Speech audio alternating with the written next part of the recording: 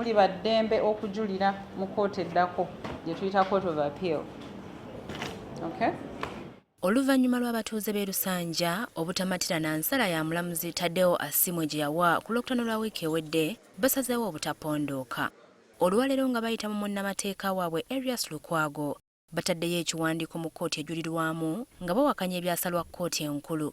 By'ebiwandiiko ebisooka tubitaddeyo mu kkooti nga ye siteepu emu esookerwako mu kujulira.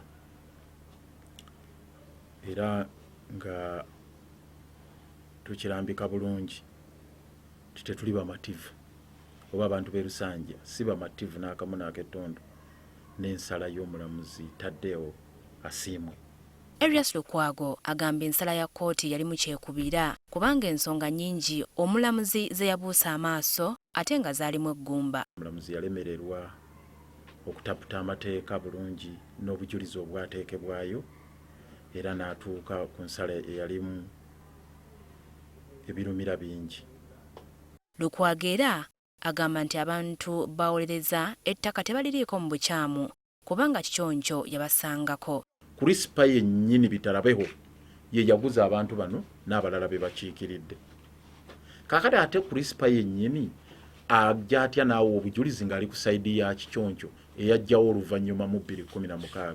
So obujulizi bwonna omulamuzi teyabwetegereza bulungi. N'ebirala bino eby'ensalo oba Kampala aba Lusanja ne Ssekanyonyi, ekimu kiri Kampala ekimu kiri Wakiso, ebyo si by'abatuuze abali ku ttaka era tebirina bwe bikwataganira na ku bwannannyini ku bibanja. Kati Lukwago agamba ekiddako kusaba kkooti kufulumya ekiwandiiko ekiyimiriza ensala yaayo okutuusa ng'okujulira kwabwe kuwedde.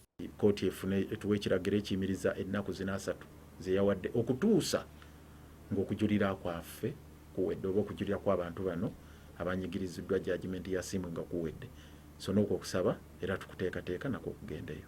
Ku Lwokutaano lwa Ssabbiiti ewedde, kkooti enkulu mu Kampala yalagira abantu abawerera ddala 127 abeesenza ku ttaka ly'omusuubuzi Medard Kikyonjo balyamuke mu bbanga ly'ennaku 3. Kkooti era yalagira abantu bano okuliyirira Medard Kikyonjo ensimbi zayononedde mu musango guno.